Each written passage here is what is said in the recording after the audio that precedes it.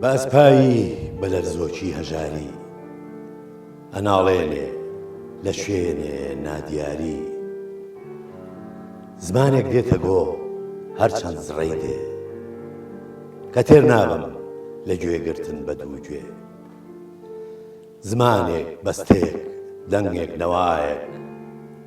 سکاڵایەک هەناسە و ئاخوایەک کە تێی ناگەم کە نازانم ئەڵێ چی بەڵام خوڕ لەگەڵ یا ڕۆحمەگری چییە ئەی ڕۆحی بێ لێوار و بێپەی لە تۆ ناشارەزایی من هەتاکەی چییە ئەم دەنگە ئەم ئاوازە دوورە کە پێ هەڵهێنەری چاوی شعورە کە دێ وێڵم کە نایە ئارەزووی دڵ بە دوویا وێڵە بێ مەنزڵ بە مەنزڵ چییە ئەم دەنگە زرنگەی دێ بەماتی کە ژێر تەم کەوتووە شوێنی وڵاتی دەم خۆشکا حەمیدگیان سڵاو ئازیزان خۆشحاڵم لە دیمانەیەکی نوێی قەلەندەرخانە لەگەڵ هاوکارم کا حەمیدبانەی پێتان شاد دەبین باسی ئەمڕۆمان باسی شاعری گەورەی گەلەکەمان گۆرانە میوانەکانی ئەمڕۆم پرۆفیسۆر ئێزدەدین مستەفا ڕەسوولە بەخێر هاتنتانەکەم بەڕێز لەگەڵ کاک شەهرام جەسیم بە ئامێری پیانەوە بەخێر بێن مامۆستاگیان بەڕێستان لەگەڵ گۆرانە ژیاون و وا دیارە کە یادگاری زۆریشتان هەبوو لەگەڵیان حەز ئەەکەم کەسایەتی گۆرانمان پێ بناسێنن کەساتی چڕگەڵی لە ڕووی شاعرەوە من وازانم ناڵم گەورەترین شاعری کووردە بەڵام یەکە لە شاعرە هەرە گەورەکانی کورد لە مێژووی ئەدەبی کوردیە بەڵام شخصێتی خۆی هەیە لە شعرەکانیە لە زمانە کوردیەکەیە لەو پلانەی شعرەکانیە لە ڕۆمانتیکەوە بەرەو ڕیالیستی لە لایەکی کەوە ژیانێکی تایبەتی خۆی هەبووە سەردەمێک دوور لە سیاست لە سیاستکاری بەڵام دوایی کە کەوتە سیاسەتەوە وەک تێکۆشەرێک لە حزبی شووعیە حەبسی نەفیکردنی دی بۆ بەدرەوە ئەوانە گەلێک ئازاری دی خۆی ڕاگرت و کۆڵی ناو سەری شۆڕ نەکرد شخصێتێکی تایبەتیە چ لە مێژووی کووردا چ لە مێژووی ئەدەبی کوردیە شعرەکانی هی ئەوەیە برادرمان قەسیدەی خوێنەوە یعنی بە من بێ هەموو دیوانەکە بخوێنیتەوە هەر یەکە شتێکی تایە هەر یەکە شتێکی تایبەتی تایە وتنێکە هەیە بۆی من پێوەی خەریک بووم لەسەر نووسیوە یەک دووەمین ئەو دیوانم هەموو کردو بە عەرەبی دوو جار چاپ کراوە هەرچەندە زەحمەتە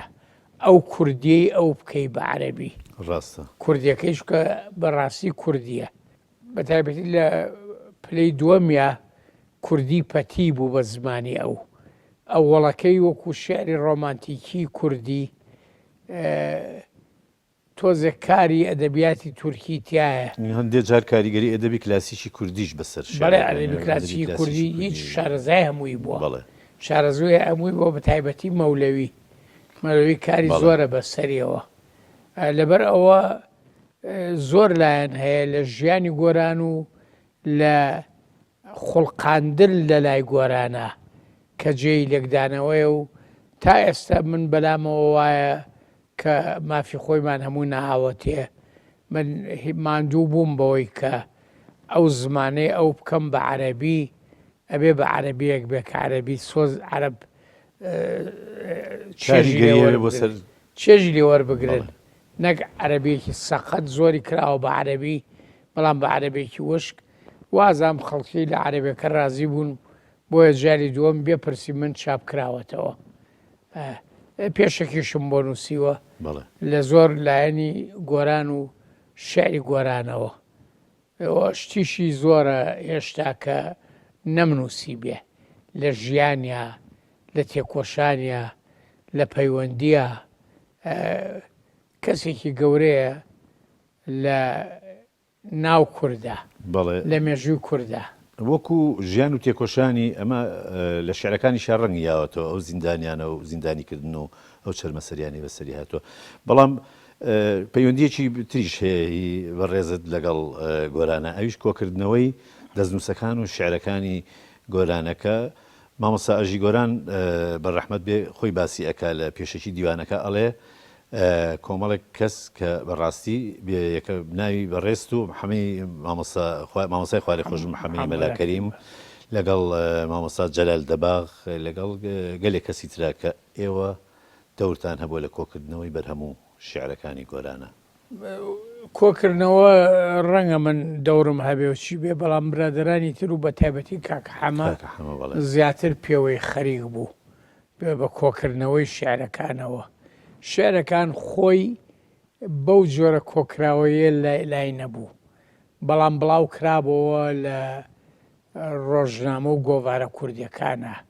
لە دیاری لاوان و یادگاری لاوان کەوت خۆی مامۆستا برای مەحمەدەری کردوون لە گەلاوێژە کە بەرزترین گۆڤاری کوردیە و 10 ساڵ دەرچووە لە ژینە کە خۆی سەرنووسەر بوو ماوەیەک ژینی پیرەمێرد نەما بوو لایەنە دەست ئەو ژینی دەرەکرد بەڵام دوایی کاربەرستانی ئەو وەختە تیژ بوون و ماڵی پیرەمێردیان ناچار کرد کە واز بێنێ گۆران واز بێنێ و لێ بسێنەوە من شایەتی ئەوم کە ڕەحمەتی ئەحمەد زرنگ هات و دی و پێیوت و چکە مصرفێک بڵێن کە پارێزەرە لێرە بوو توورانی تورکێکی دوژمنی کورد عومەر عەلی ئەو پێیوت بوون ئەو ڕۆژنامەیە داخم ئەگەر ئەوی تیابێ خەڵکی تریش هەبوون ئەو جۆرە ڕێبازی ئەویان لا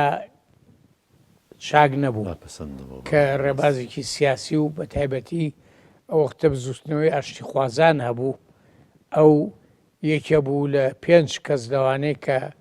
مەدالەیە ئاشتی خوازانی عێراقیان وەرگرتە بوو مامۆستا گۆران جا شتی بۆ ئاشتی خوازانیش بڵاوە کردەوە ئاشتی خوازی کورد بە ئاشتی سەرەگرێ گژاواتی کورد لە وینە شعریشی هەیە ئیتر هەبوون پیانەوە بوو کە ئەو ڕۆژنامەیە بۆ ئەوە نیە ئەو باسانەی تیا بکرێ هەڕەشەی داخستنی ڕۆژنامەکەی لێکردن لەبەرەوە خۆی تروازی لێهێنا دکتۆر گیان جیاوازی شعرەکانی گۆران لەگەڵ شاعرانی هاوچەرخی خۆیان چییە؟ جیاوازێکە یەکەم ئەگەر بڵێن ئەدەبیاتی کلاسیکیمان هەیە ئێمە نالی و سالم و کوردی و تا مەحوی ئەوە شعری کلاسیکیە و لە شعری کلاسیکی فارسی و عەرەبیە بی ئەچێت هینی هەیەشتی یەکگرتوویە لەگەڵەوانە بەڵام ئەوی گۆران هەر لە سەرەتاوە کە سەرەتا شعری ڕۆمانتیکی بوو تەسیری تورکی تیا بوو سێر ئەوەیە ئەو لە ئەستەمبوڵ نەژیاوە یانیمە سەیرە ئەو شەغنووری لە ئەستەمبوڵ نەژیاون کەچی تورکیان باشە ئەزانی و تەسیری شعری تورکی بەسەر شعرەکانیانەوە دیارە کەچی پیرەمێرد 21 تا 25 ساڵەڵێن لە تورکیا بۆ ئەزانن کەچی لای پیرەمێرد تەسیری تورکی دیار نییە تەسیری کوردی و کلاسیکی کوردی و هەورامەکە دیارە لای پیرەمێرد جا ئەم کاری عەبدولحەق فازڵ و کۆمەڵێ لەو شاعرە تورکانە و دوای ئەوان نازم حکمەت بە شعرەکانیەوە دیارە ئەی خوێندنەوە و لە بابەتی ئەوان شعریە نووسی بەڵام ئەم شعرەکان کوردیە وەک بڵێ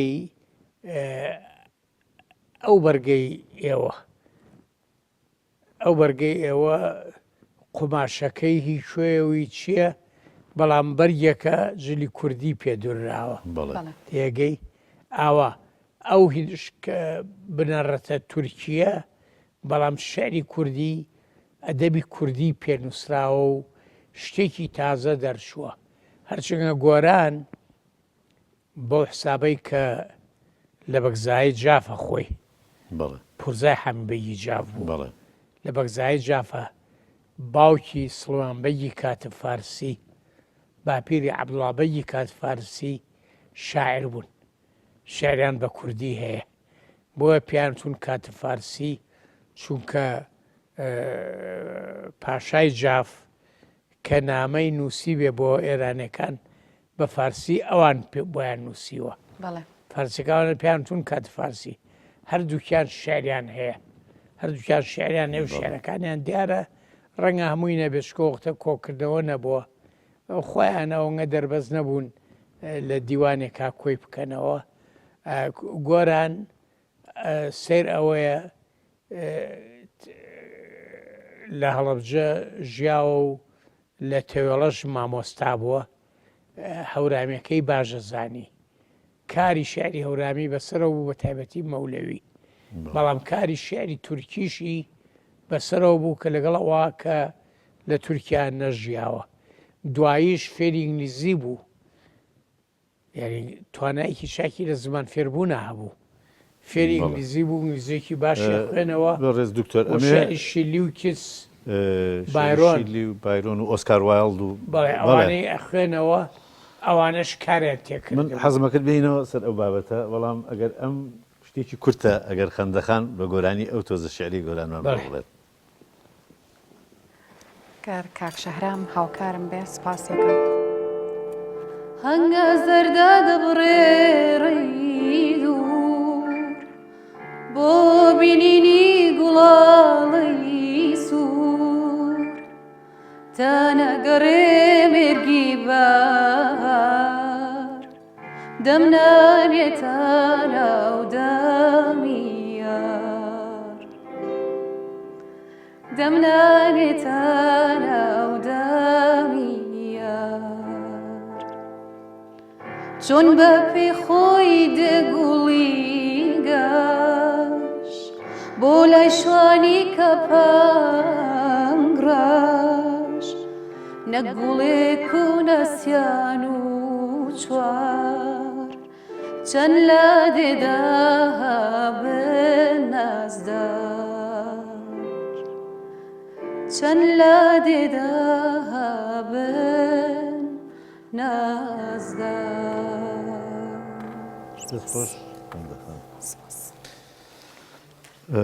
بەڕێز دکتۆر یەکێک لە ڕوخسارەکانی تری شعری گۆران لەسەر ئەو بابەتە بووین کە کاریگەری جگە لە ئەدەبی تورکی و ئەدەبی فارسی کاریگەری ئەدەبی ئینگلیزی لەسەر گۆران هەبووە ئەم زمانی ئینگلیزیە لە چۆ فێربووە و گەلێک لە شعرەکانیان مەسەرەن گوڵی لاولاو لە شعرێکی شیلیەوە وەرگیراوە شایی خوێناوی لە وابزانام لە چیرۆکێکی ئۆسکار وایلدەوە نەک شعرێکە ئەم زمانی ئینگلیزیە لە ئەم ئینگلیزیە چاکە چۆن بەڵێ ئەم ئینگلیزیە منیش ئەو لە قوتابخانە زۆری نەخوێنەوە خۆی بەڵێ زوو شتێکی خوێنەوە بۆ بە مامۆستاش بینێک لە هەڵەبجە هۆرامانەوە مامۆستایەتی کردبوو بەڵام کە لە فەلەستین بوو لەوێ زیاتر پەیوەنی بە کۆمەڵێ نووسەر و شاعر و ئەوانەوە بوو و لەوێش هەوڵی ئەوەی یا ئینگلیزیەکەی بەهێز بکە ئینگلیزیەکەی زیاتر لەوێ بەهێز بوو بەڵام زیاتر لە ڕێی خوێندنەوەەوە ئەو ئینگلیزیە چاکە فێر بوو بەڵێ فەڵەستین مەبەست ئەو قۆناغەیە کە ئەمە لەوانەیە لای زۆربەی خەڵک ئەو قۆناغەی ژیانی گۆران نەزانرابێت کە لە ڕادیۆی یافا کاری کردووە لە ڕادیۆیە کە پیانەوە دەنگی کورد و کوردستان ئەم ڕادیۆیە چێ دروستی کردبوو چێ ئەم ڕادیۆیە لە کاتی جەنگی دووەمی جیهانە جەنگی دووەمی جیهان بەرەی دیموقراتیان پێوت کە یەکێتی سۆڤێت و بەریتانیا و دوایی ئەمریکاشی تیا بوو و فەڕەنسەی تیا بوو ئەمانە بەرامبەر بە فاشیەت کە هیتلەر و مۆسۆلینی بوون ئەوان شەڕی هەڵگیرسانی هیتلەر شەڕی جیهانی دووەم 20 ملیۆنێک خەڵکی تیا کوژرا لەو کاتە لایەنەکانی کەش ئیشیان بۆ خۆیانە کرد سۆڤێت ڕادیۆی یێرێڤانیان هەبوو دەنگی کوردیان هەبوو کە ئێستاش ماوە بە کوردی لە یێرێڤان نووسەر و شاعران هەبوو. ئینگلیزەکان ڕادیۆیەکیان لە یافا لە فەلەستین کردەوە، ئەوتە ئیسرائیل و شت پێش دروستبوونی جوولەکە جێی نەبوو لەوێ. لە یافا ڕادیۆیەکیان کردەوە، لێرە بە حیزبی هیوایان وتبوو کە چەند کەسێ بنێرن، بڕیاروار بوو ئەنوەری مەلا حەماغا و چەند کەسێکە پشن لەوێ. حیزبی هیوا کە ڕەفیع حیلمی سەرۆکی بوو ئەو ناوانەی یابوو، بەڵام ئەوان تر ئینگلیزەکان لە بەغاوە گۆڕیان، گۆران و ڕەمزی قەزاز و ڕەفیق شالاکیان نارد. ئەو سیانە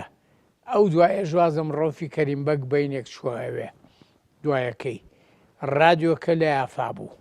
پیانەوە دەنگی کورد و کوردستان، خەڵغەڵێ شەرقی ئەدنا شەرقی ئەدنا نەبووە، پەیوەندی بە شەرقی ئەدناوە هەر ئەوەنە بووە کە لە یەک بینابوون. ڕادیۆ شەرقی ئەدنا هەبوو، ئەوش ئینگلیزەکان بۆ دیعایی جەنگ دروستیان کردبوو، بۆ کاری خۆیان بۆ دیعایی جەنگ. بەڵام ئەو کارانەی ئەو وەختە با بڵێم ئەو سیانە هەرچێکیان هەرێکە بە پێی کار و توانای خۆی کردویانە کاری گەورن بۆ کورد و بۆ ئەدەبی کوردی. مامۆستا گۆران لەوێ ئەو سرودانەی داناوە، کوردستان کوردستان نیشتمانی جوان، پاشە دەمی ڕاپەڕینە دەمی ڕاپەڕین، پاشە ناوی خوای لێ هێنم دەرگای عەمارەشکێنم، دەرگای عەمارەشکێنم، بەبارگەنم دەریێنم چی دەنکە گەنمم، کە لێرە گرانی بوو خەڵقەش و گەنمی ئەشاردەوە با هەندێ دەوڵەمانگ خەڵق یانی دەرگای عەمارەشکێن بیشکێن و بۆی خەڵق گەنمەکە سوودی لێ بینێ. ئەو کردی بە سرود لەوێ. سرودەکان ئەوەی بیستومە کە ئاوازەکانی عەبدوڵوهاب محەممەدێکە بووە، نازام بە لە بنەڕەشا تا کورد بێیانە، بەڵام ئەو ئاوازی داناوە ئاوازەکانی شەر کوردین. ڕەفیق شالاکیش دەنگی خۆش بوو، بە گۆرانی ئەیوت. ئێمە مناڵ بووین، من بیرمە لە چواری سەرەتاییە بووم لە قوتابخانەی غازی کە مامۆستا فەوزی ڕەشید بەڕێوەبەرمان بوو. شەو گوێمانەگرت لە ڕادیۆکە. ئەو وەختە بڵێن ڕیکۆردەر و موسەجیلۆوانە نەبوو تا بڵێ تەژیەکەی، بە سورعەتی ئیملاییان پێوت. سورعەتی ئیملایی چییە؟ کوردستان، کوردستان. بەو نەوعە مامۆستا گۆرانێ کاک ڕەمزی ئەیانوت ئێمە مناڵ بووین ئەمان نووسیەوە، فریاکەوتی بینووسیەوە. دوای ئەوە یەکسەر ڕەفیق شالاک بە گۆرانی ئەیوت. بۆ سبەینێ سیر ئەوەیە بەسەر زمانی هەموو قوتابیەکەەوە بوو لەم شاری سلەیمانیە، چکە نووسرایەوە ئاوازەکەش خەڵق فێری ئەبوو، بەس ئاوازەکانیش کوردیە و بەدەنگی ڕەفیق شالاکیش وتراون. هەندێک لەو ئاوازانەشینی مامۆستا قادر دیلانە کە بەڵام پاشان قادریان ئەو وەختە لە سەراتاییە بوو لەگەڵ ئێمە. ئەوە ناڵێم، ینی ئەو کە پاشان پاش زمانێکی تر دوای ئەو دوای ئەو لەو دوایە شعری گۆرانی کرد بێ بە گۆرانی جیایە. بەڵام کاخار تەمەنی لە من گەورەترە، بەس لە قوتابخانە لەگەڵ منا بووە. ئەو وەختە قاردیلان قوتابی سەرەتایی بووی، ئەوە نەبووە کە ئاواز بۆ گۆراندانێ. ئاوازەکان لە فەلەستینە تەنانەت مامۆستا گۆرانە گێڕایەوە، ئەوە عەبدوڵوهاب محەممەدە گۆرانەکەی بە ڕەفیق شالا گەوت پێشەوەی بێتە ناو ستۆدیۆوە. ئەو جاری وا بوو ببوورە ڕەفیق شالاک یەگە دەمی خوارە کردەوە بۆ ڕستەیەک، ئەو ڕەفیق تووڕا بوو، ئەو لێم گەڕێ من خۆم چۆن یاڵێم بێڵێم ئەو، بەڵام ئەو بۆی ڕێگە خست و بەس ڕەفیقیش بە دەنگە خۆشەکەی ئەیوت و لێرە بڵاوە بۆەوە. جا ئەوە لە دەوری جەنگا بوو، ئینگلیز بۆ بڵێن پرۆپۆگاندەی جەنگ ئەو ئێستگەیان دانابوو، لای خەڵق ئاسایی بوو چونکە دژی هیتلەر و فاشیەت بوو لای خەڵقە پێشکەوتن خوازەکە بەس خەڵقیشە بوو کە هیتلەریان خۆشەویست ئەوەش هەبووە هەر لەو سەردەما ڕادیۆیەکی کە لە بێروتە بوو دەنگی ڕۆهەڵات دکتۆر کامەران بەدەرخان سەرپەرشتی بوو دکتۆر نورەدین زازا بێژەر بوو لەوێ ئەوانیش لەوێ بۆ بە ڕێبازی فەڕەنسە دژی فاشیەت قسەیانە کرد بەڵام ڕادیۆی کوردی بوو هەردوو ڕادیۆکە خەڵک پێی خۆش بوو ڕادیۆی کوردی هەبێ بەڵام هەردووکی پاژەوەی جەنگ بڵێن سۆن خوارانیان پێوتن بەریتانیا و فەڕەنسە و ئەمریکا و ئەمانە کامانە سەرکەوتن لە جەنگا هیتلەر نێڵرا ئەو ڕادیوانەشیان داخست دکتۆریان شاعر شعری هەبووە بۆ هاندانی ئافرەت بۆ ڕۆشن بیرکردنی ئافرەت گۆران سەرەتای شێعری ڕۆمانتیکیە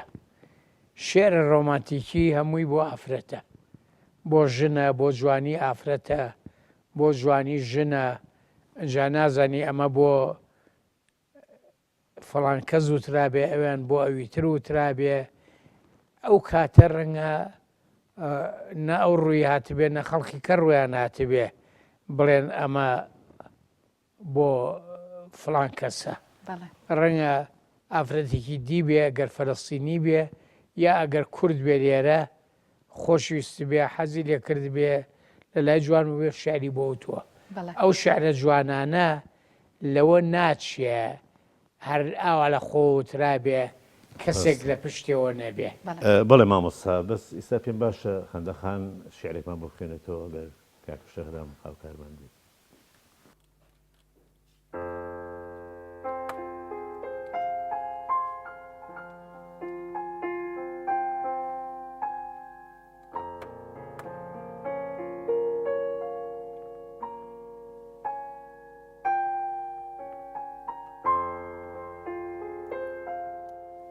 لە دەریاوە قەتاری هەوری بارش کەوتە دووی پێشنگ بەسەر سنگی چیادا چۆکی داداوە کشوو بێدەنگ بەسەر پاییزی زەردا با بەخۆڕ بگری بە کوڵ بگری لەسەر ئاخر گەڵا ئاخر چڵی تەنیایی گوڵ بگری بەخۆڕ بگری بە کوڵ بگری بەسەر دەشت و دەری وشکە بەسەر داری گەڵا زەردە بەسەر پوشە بەسەر دڕکە بەسەر سەرچاوەی کزرا بەسەر زیخی چەمی دێمە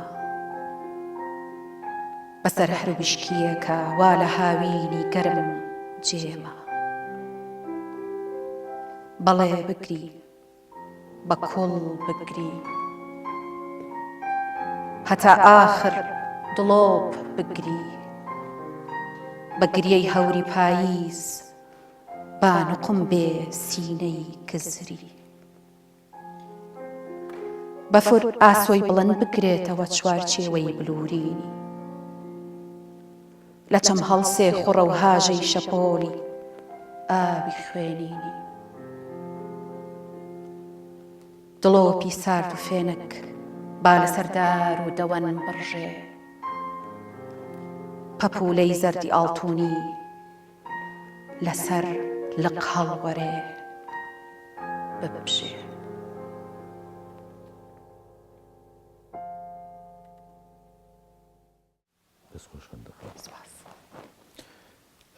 بەر لەوەی کۆتایی بە بەشی یەکەمی بەرنامەکەمان بێنین شعرێکی بەناوبانگی گۆران هەیە کە ئاوازی مامۆستا قادر دیلانە کە کاتی خۆی دایناوە گۆرانی قشکاڵی لێو ئاڵی برشنگی نیگاکاڵ ئەی کچە جوانەکەی سەرگۆنا نەختێ ئاڵ ئەم شعرش پێم وایە ئەڵێن نیشێکە لەو شعرانی کە هەر لە یافا گۆران نووسیوێتی نازانم بەڵێ لە یافا بەڵام ئاوازەکە نازەمەڵی قاردیلانە من لە ڕەنگە ساڵی 1970 تا 20 کە قار لە ناوەندی لەگەڵ ئێمە بوو هێشتا نەبوو بە هونەرمەندە بەڵێ زیاتر ئاواز ڕەفیق چالاکە ڕەفیق چالاکیش خۆی وت بەدەنی خۆی ئەڵێن گوایە کاریگەری ئاوازی یۆنانی و قوبروس و ئەوانەی بەسەر تێگەم ڕەفیق چالاکە بەڵێ ڕەفیق چالاکە زیاتر قار زۆر شتی کردو بە هی خۆی کەوانیە بەڵێ قار هونەرمەند بوو برادری من بوو شارەزا بوو کۆمەڵێ شتی چاکەیە بێڵێ بەڵام ئاوازەکەی ئەو نێو کۆنە هەر لەو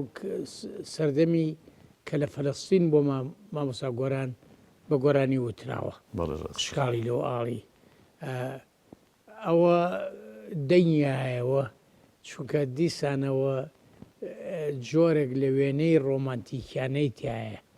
لە وێنەی جوانی تایە ئەجا ئەوە چیەکەی مامۆستا گۆران بژمایە ئێستا و لێمان پرسیایە پێی ناوتین بۆ کێ ڕاست بۆ کێ لەوانەیە بۆ کچە فەلەستینیە لە کاتێکا کە ناوی شعرەکەش خۆی ناوی جوانی بێناوە جوانی کەواتە چاولێ بەڵام دیارە کچێک سەرنجی ڕاکێشاوە بەڵێ لێفوا لە فەلەستینیشە بەس هونەرمەندەیتر ئەو وەصفە وەصفی جوانی کچ ڕەنگە هەموو کچێک ئاوەتە خواست بە شتی وای بۆ بوترێ بەڵێ ڕاستە بەڵێ خۆشەویستان لێرە دێینە کۆتایی بەشی یەکەمی ئەو دیداری کە سازمان کردبوو بۆ لێدوان و لێکۆڵینەوە لەسەر شعرەکانی گۆران لەگەڵ بەڕێز پرۆفیسۆر عیزەدین مستەفا ڕەسوڵ کە هەر لە شاری جوان لەو هۆڵەدا دانیشتین کە بەناوی بەڕێزیانەوەیە کۆتایی بەم بەشەی یەکەمە هێنین بە ئەو گۆرانیە بەناوبانگی کە ویردی سەر زمانی هەمومانە گۆرانی قشقاڵی لێوهاڵی پرشنجینی گاکاڵ کە شعرێکی گۆرانە و ناوی جوانی بێناوە قشقاڵی لێوهاڵی پرشنجینی گاکاڵ قشقاڵی لێوهاڵی پرشنجینی گاکاڵ ئەی کچە جوانەکەی سەرگۆنانە اختیاڵ ئەی کچە مەنگەکەی بەدەنگی چپادوو